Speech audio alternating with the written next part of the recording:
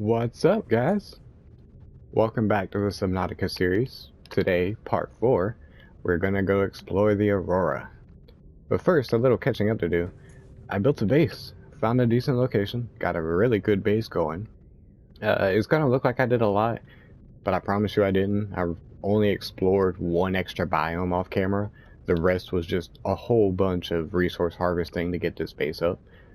So as you can see, we are in the bioreactor room right now. Have all the plants that we got from the last episode going in the bioreactor. Reginald fish. Now, these fish are right around the area that I built my base in, which I will show you in a minute. But these fish are really good on calories, but they are amazing as energy. So, like your lantern fruit, your marble melons, your Chinese potatoes, they will give anywhere between 200 to 300 power each. These Reginald fish push out 475 power for each one of these. So with the base that has a bunch of these around here, I consistently have power. And of course plenty of marble melons, which we'll go ahead and hit our vitals now.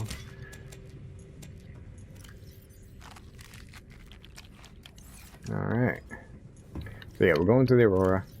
This is our setup. Not going to bring any extra batteries. We're going to find plenty of batteries, plenty of food, plenty of water, and plenty of med kits aboard the Aurora. So we're not going to bring any of that. As you can see, we took the diamonds that we found on the island and we built ourselves a mod station. And we used that mod station to make ultra glide fins. And we also made the thermal blade, which I'm not going to be using for a little while. There's a reason why. There's a glitch behind it that I haven't seen happen to anybody else, but it happens to me.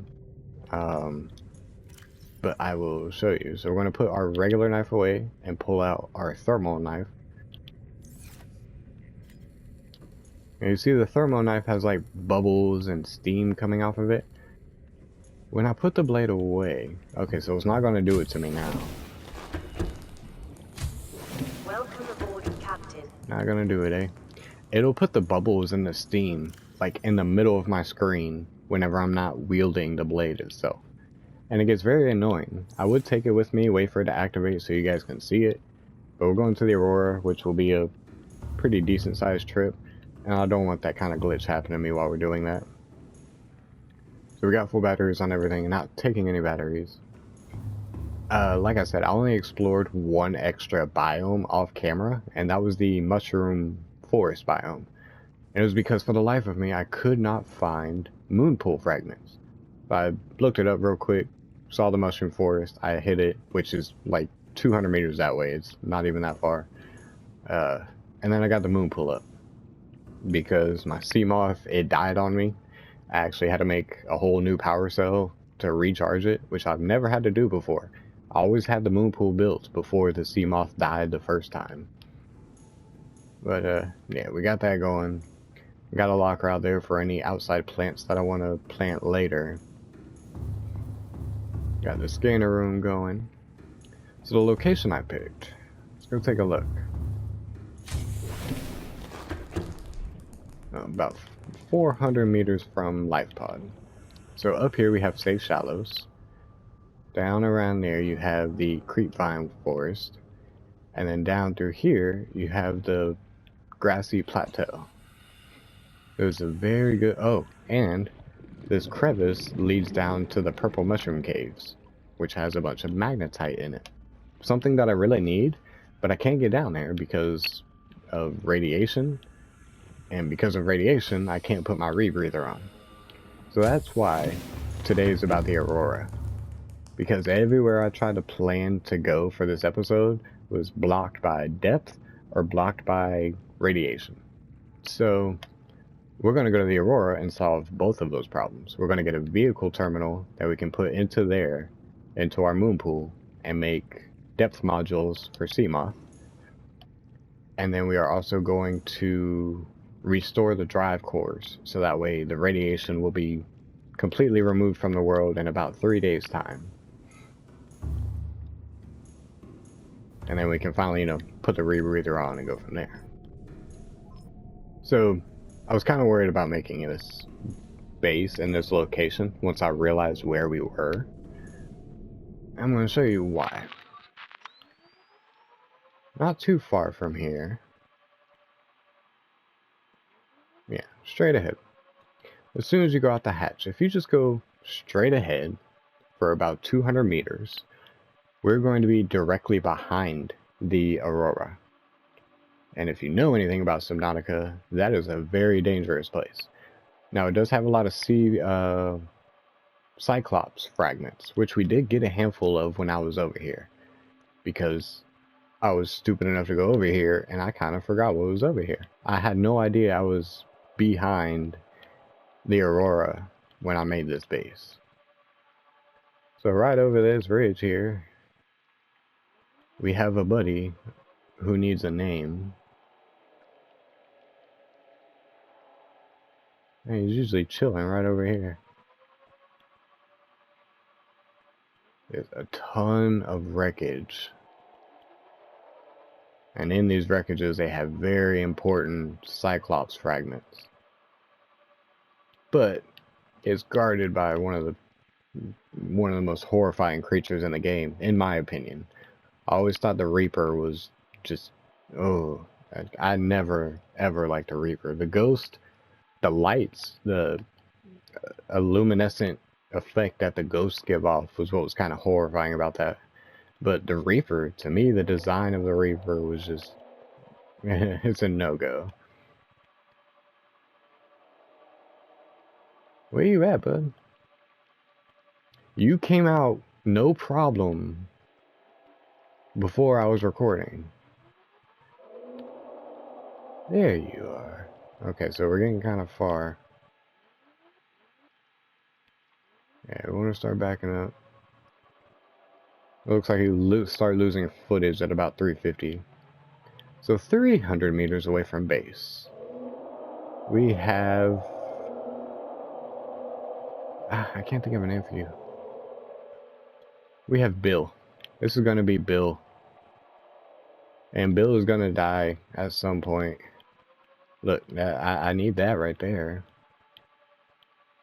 Yeah, just a hop over the creepvine forest and we are in that dude's territory, which is really scary because I've never experienced it myself, but I've heard and seen footage of the Reapers actually glitching out into the safe shallows just because of how close it is in vicinity to him.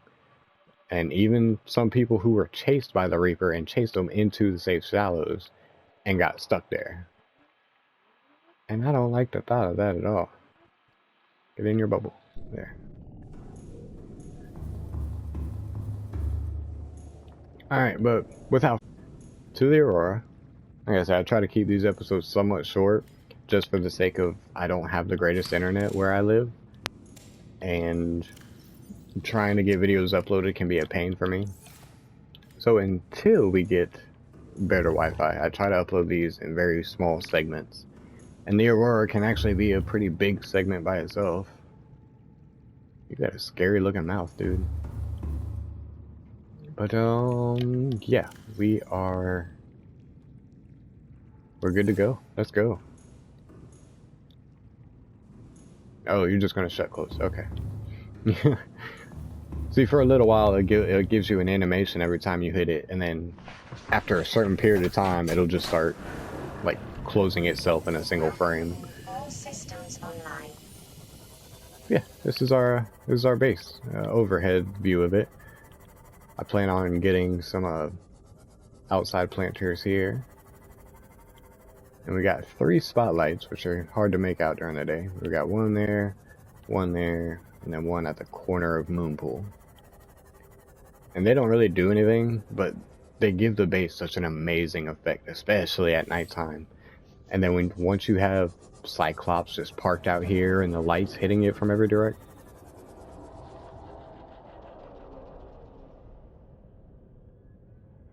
I hope that was just Sand Shark. Huh, okay. I see what happened.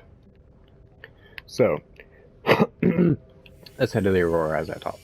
when I picked this base out, I didn't have my headset on. I don't normally wear my headset unless I'm recording. So when I picked this base out, I didn't hear the horrifying growls of Bill. And now that I have my headset on and we are recording, I can hear him clear as day. Okay, game, you've got to load in faster than that.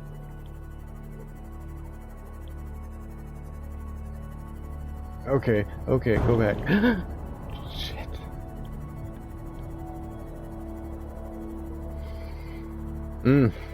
We're just trying to get to the Aurora. That's it. But the position I started in was so much closer to the rear end of the Aurora. I'm not used to that. Okay, so this is where I'm used to being. Because he should stay over there. And then we should be able to get all the way up to the Aurora before we hit the second Reaper.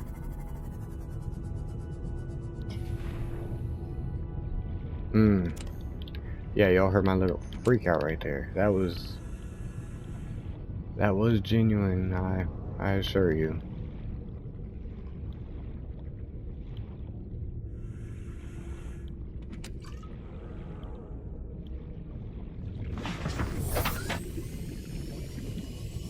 Yeah, normally I'll just follow this all the way down till we get to the opening. Sand sharks, I swear to God.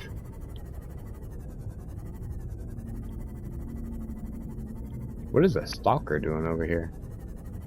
He got all his metal bits and everything. Oh my God. Stop. Cat started. Hey.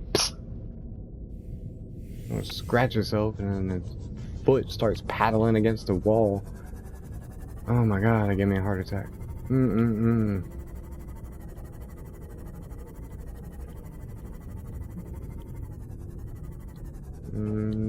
don't know if I have that. I hit a lot of scannables off camera too. Yeah, we got that. So we can drop any titanium if it comes to it.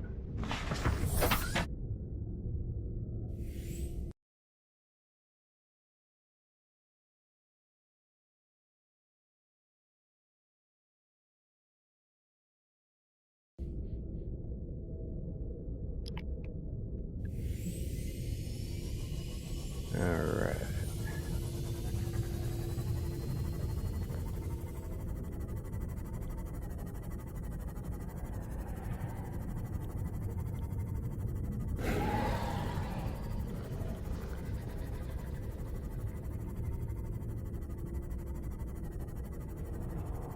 Life form readings in this region are sparse.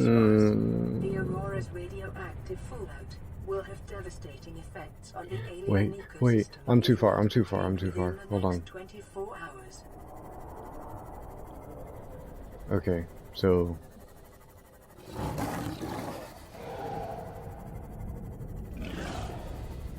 can y'all just stop? Jesus. Okay, follow the surface line and hit the opening. Do not go underneath the Aurora. Get in, get in, get in.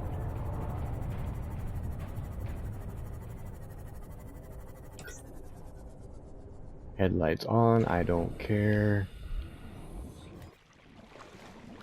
Go, go, go.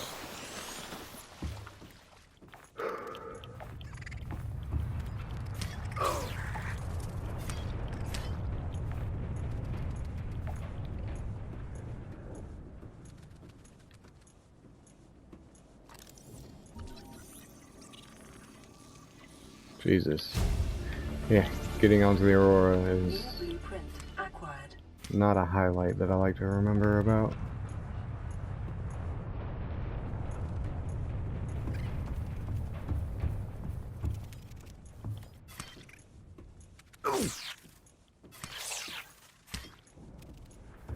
Alright, let's get inside. Want propulsion cannon, scanner, and then habitat builder can stay off.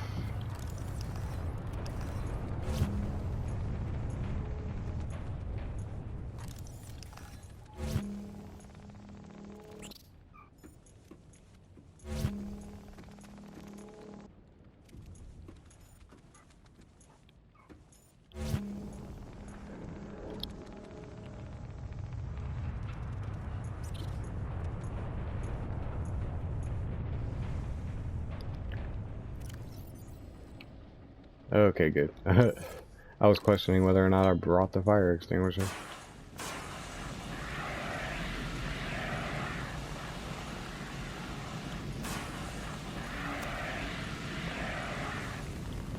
Alright.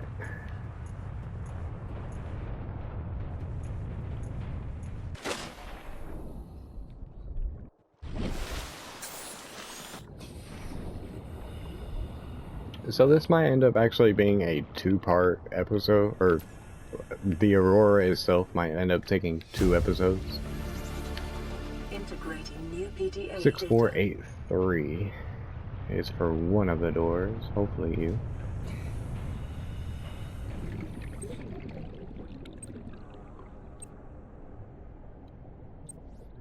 Sweet.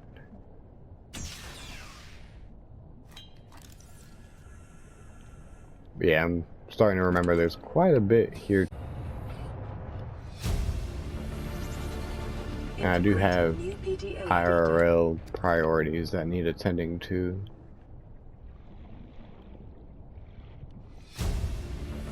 Repulsion cannon. Very nice. I don't think I've ever used the repulsion. Was detected on your PDA. Your technology blueprints have been updated.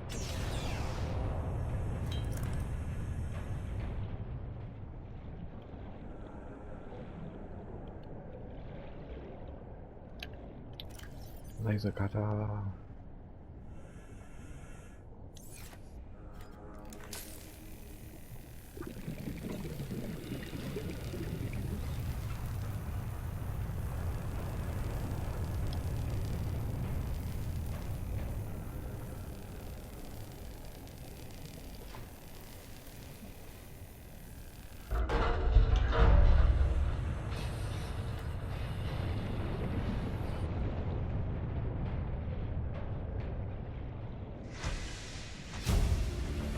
There is the black box terminal. New PDA data. Which basically goes through every event that happened since, disaster struck. Oh, this part terrifies the hell out of me. Just, yeah, I hate this so much.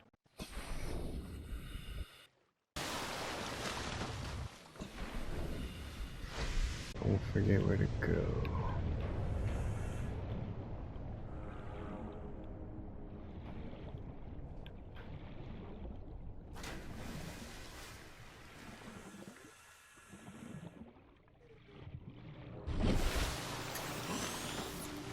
Cool. We made it to the prom bay.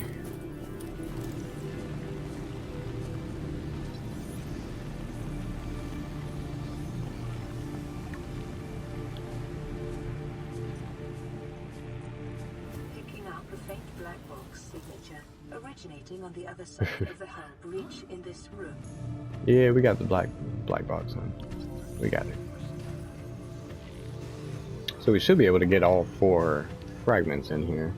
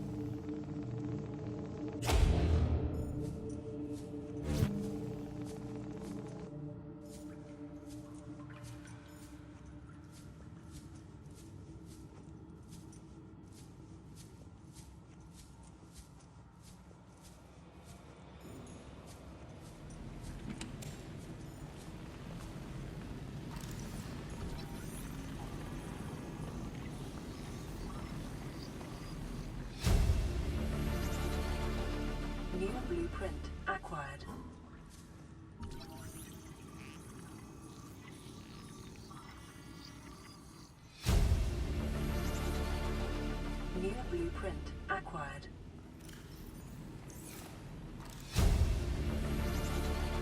Integrating new PDA data.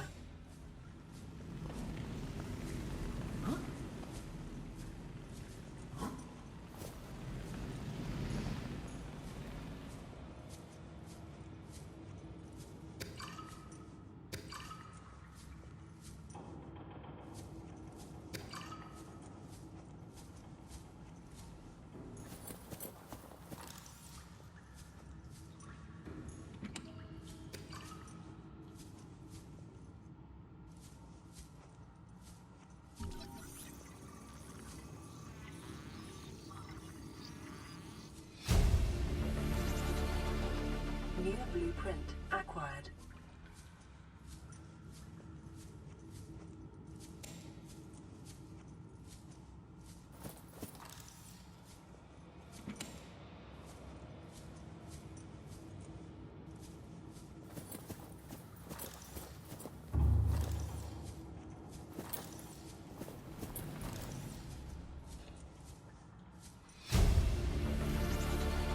Integrating new PDA data.